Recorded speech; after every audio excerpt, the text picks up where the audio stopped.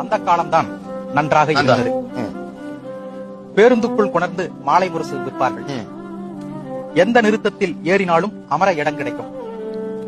மிதிவண்டி வைத்திருந்தோம். நான் பஞ்சரோட்ட பழகியிருந்தேன். எம்ஜிஆர் உயிரோடு இருந்தார். கலைஞரின் அறிக்கைகளை தேடி பிடித்தோம். எல்லா வீடுகளிலும் முதல் மரியாதை பாடல் ஒலித்தது.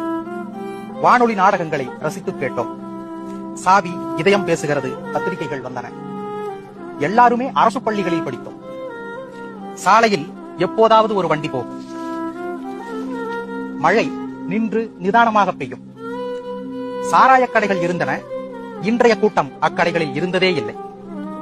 தமிழாசிரியர்கள் தன்னிகரற்று விளங்கினார்கள். நல்ல நூல்களுக்கு அன்னம் பதிப்பகம்தான்.